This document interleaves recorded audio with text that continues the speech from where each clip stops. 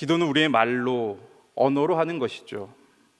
묵상함의 기도, 통성기도, 골방에서의 기도, 하루의 시간을 잠시 구별하여 드리는 기도든 간에 기도는 우리의 마음을, 또한 우리의 신앙을 언어라는 매개체를 통해 하나님께 고백하며 표현하는 신앙의 행위입니다. 그래서 우리의 마음과 신앙에 따라 언어 표현도, 기도의 내용도 달라지는 것이죠. 우리의 입술에 생명과 감사와 기쁨이 넘치는 내용의 기도라면 그 기도는 분명 하나님께서 받으시고 기뻐하시는 기도일 것입니다. 반대로 부정과 불만으로만 가득 채워진 죽은 언어라면 생명을 솟생케 하는 기도가 아닌 오히려 심령이 메말라가는 기도일 수도 있습니다. 생명의 언어는 분명 하나님을 향한 그 믿음을 통해 내 영혼의 깊은 곳에서부터 우러나오는 표현이기 때문에 창조적이고 건설적이고 긍정적이며 진취적입니다. 그래서 하나님의 마음을 감동케 하는 것이죠. 나가 이런 기도는 더 깊은 기도의 자리에 머물게 하며 우리의 신앙을 성숙하게 합니다. 기도는 분명 종교적인 행위를 넘는 하나님과의 대화, 하나님과의 깊은 사귐과 교제입니다. 그래서 기도의 대상이 누구신지 또는 나의 기도의 내용에 대해서 믿음의 시선으로 점검하지 않는다면 기도는 쉽지 않을 뿐더러 기도의 자리가 매우 곤혹스러울 것입니다. 그래서 우리는 우리에게 기쁨과 능력을 허락하시는 그 주님을 통해 살아있는 생명의 언어, 재창조의 역사를 이끄는 언어, 내 영혼의 깊은 울림과 떨림을 통한 언어, 감동과 감격의 신앙 고백이 넘치는 언어로 이어져야 되는 것이죠. 그런데 이 모든 것의 시작은 사실 하나님을 향한 진실함과 순수함에서 비롯됩니다. 거짓되고 황됨을 포장하며 기도한다는 것은 사실상 불가능한 것이죠. 이제는 겉에 쌓여져 있던 포장과 너무도 두꺼운 옷을 벗어던질 필요가 있습니다. 하나님 앞에서 우리는 뭔가 치장하거나 포장할 수 없기 때문이죠. 우리는 그분 안에서 완전하게 그리고 낱낱이 다 공개되기 때문입니다. 오늘 본 말씀은 사실 매우 정직한 모습, 솔직한 모습이 나타납니다. 나 스스로의 존재와 상황을 고스란히 하나님 앞에 고백하고 있는 것이죠. 이처럼 하나님을 믿는 우리도 이와 같은 솔직함이 필요합니다. 하나님을 향한 정직함이 필요합니다. 그분을 향한 진실됨이 필요합니다. 우리가 아무리 짧게 기도하더라도 하나님을 향한 이러한 모습이 있다면 그 기도에 응답과 나아가 기쁨과 감사가 넘치지 않을까요? 마치 화장기가 없는 얼굴처럼 그 어떤 것도 꾸미지 않은 채 내 모습 있는 그대로, 나의 모습 그대로 고백하며 간구하는 나의 기도 말이죠. 우리는 하나님에게조차도 진실하지 못한 경우가 있는 것 같습니다. 그래서 하나님을 향한 신뢰가 점점 약해지고 그 열정과 갈망조차도 점차 식어지며 흐려지는 경우가 있죠. 여러분, 우리의 믿음의 대상은 하나님이십니다. 우리의 기도의 대상은 하나님이십니다. 그래서 우리는 오늘 이 다윗의 시를 잘 살펴볼 필요가 있습니다. 오늘 시편 기자인 다윗은 하나님을 진정으로, 아니 온 마음과 온 몸으로 만났다고 말할 수 있습니다. 오늘 본 말씀은 다윗의 아들 압살롬의 반역 사건이 그 배경이 됩니다. 압살롬은 아버지인 다윗을 몰아내고 자신이 왕이 되었습니다. 반역을 일으킨 것이죠. 이 얼마나 충격적인 사건인가요? 그렇다면 다윗 왕의 심경 또한 어땠을까요? 매우 복잡했을 것입니다. 미움만이 가득했을까요? 압살롬은 다윗의 아들입니다. 당혹스러움, 미움, 미안함, 분노 등 여러 마음이 그에게 존재했을 것입니다. 바로 이러한 배경 속에서 이 다윗의 시가 쓰여졌습니다. 그런데 우리는 시편에서 보는 수많은 다윗의 시를 통해 알 수 있듯이 그는 항상 하나님께 솔직했습니다. 오늘 본 말씀 이전에 시편 3편 1절을 보아도 나의 대적이 많습니다. 나를 치는 자가 많습니다. 바로 이 대적, 그 치는 자 안에 자신의 아들도 포함되어 있습니다. 심지어는 그가 조롱까지 받습니다. 하나님의 구원이 더 이상 다윗 왕에 있지 않다고 괴롭힙니다. 저 인생은 이제 끝났어, 망했어, 돌이킬 수 없을 거야. 이제 하나님께서 더 이상 도와주시지 않아. 아들이 아버지를 끌어내리고 왕이 되었습니다. 이제는 백성들의 신뢰도까지 하락하고 있죠. 그는 도망자의 신분이 되었습니다. 고통과 고난과 괴로움 속에 갇혀 있는 상황입니다. 아무리 대단한 사람이라고 할지라도 이러한 상황에 놓였다면 자책감과 분노와 원망만이 있지 않았겠나요? 주님은 이제 나에게 관심이 없으시나? 이제 나를 버리셨나? 나에게 구원이 없나? 이러한 상황 속에서 진실된 기도는 무엇인가요? 내 마음 깊은 곳에서 우러나오는 기도의 내용은 어떤 것일까요? 내 영혼에서부터 나오는 진실되고 정직한 고백의 외침이 필요합니다. 원망과 불평과 부정함의 소리가 아닌 불만만이 가득 채워진 입술이 아닌 전혀 다른 기도가 나오는 것이죠. 바로 다윗처럼 말이죠. 주님은 나의 방패이십니다. 주님은 나의 영광이십니다. 주님은 나의 머리를 드시는 자이십니다. 다윗의 기도는 자신의 왕권의 회복이 아니었습니다. 다시 자신의 신분으로 돌아가는 것이 그 목적이 아니었던 것이죠. 그의 고백은 그가 하나님을 향해 하던 진실된 기도는 하나님은 나의 방패이십니다. 항상 나의 영광이 되십니다. 나의 머리를 들도록 힘 주시는 분이십니다. 그에게 과거로 다시 돌아가는 건, 그 영광을 다시 쟁취하는 건 그리 중요하지 않았습니다. 이 고통과 고난과 역경 속에서 자신의 상황의 역전이 아니라는 것이죠. 오히려 그럼에도 불구하고 나는 하나님을 신뢰하겠습니다. 하나님 향한 믿음으로 담대히 나아가겠습니다.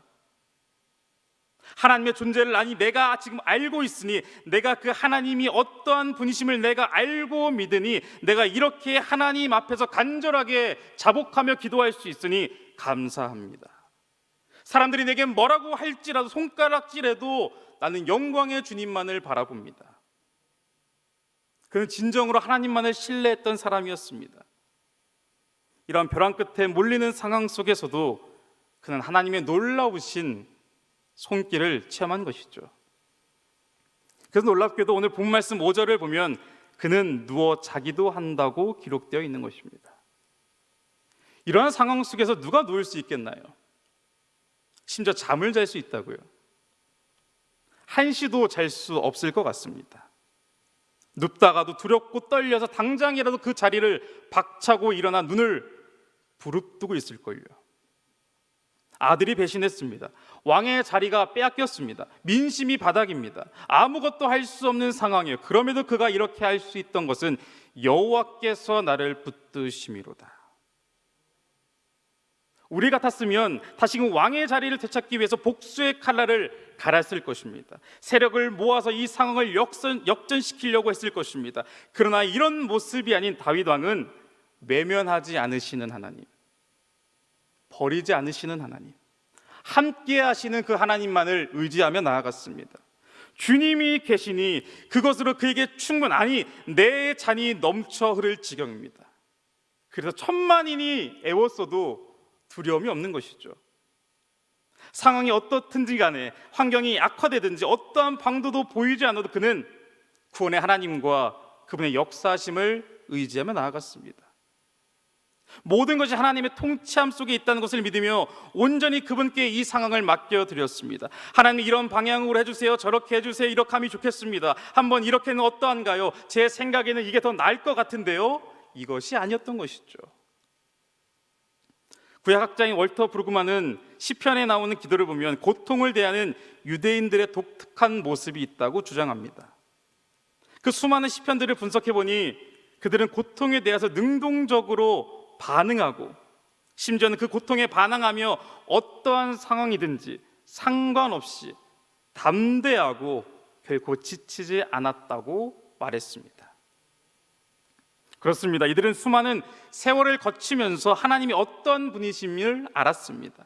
그 긴 세월 속에서 수많은 사건과 하나님의 역사심을 목격하면서 그 하나님을 온몸으로 체험한 것이죠. 다윗도 마찬가지였습니다. 어린 유년 시절부터 그 목동 시절부터 왕이 되기까지 수많은 시간들 속에서 그 하나님을 체험했습니다. 그의 위치가 너무도 위험해도 하나님은 항상 언제나 오르시고 가장 선한 길로 인도하심을 그는 알고 믿고 있었습니다.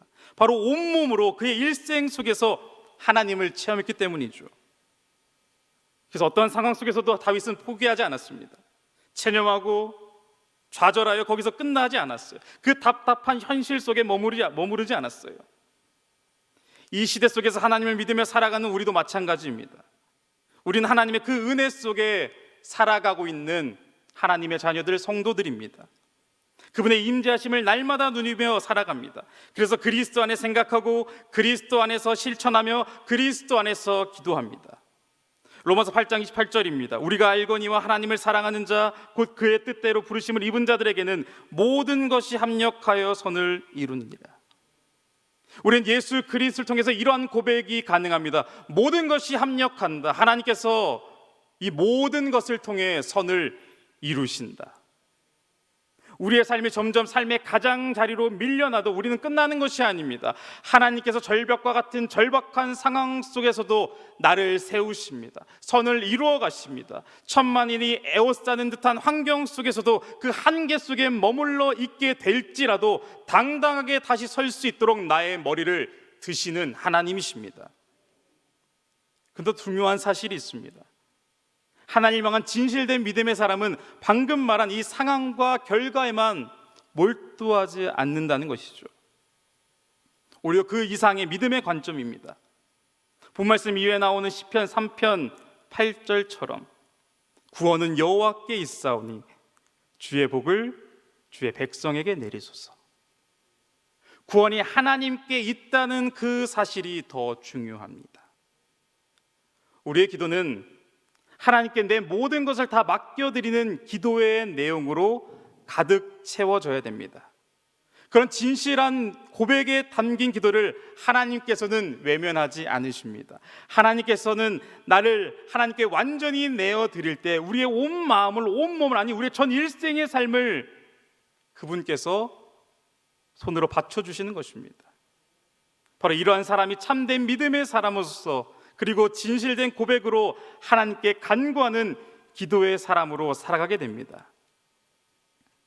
우리의 기도와 믿음의 결단은 이제 어딘가에 매달려 있고 또는 어느 것에 내 손을 꽉 쥐고 아등바등하기보다는 하나님을 향한 진실된 고백, 완전하신 하나님의 역사를 구하는 내용으로 가득 채워져야 됩니다.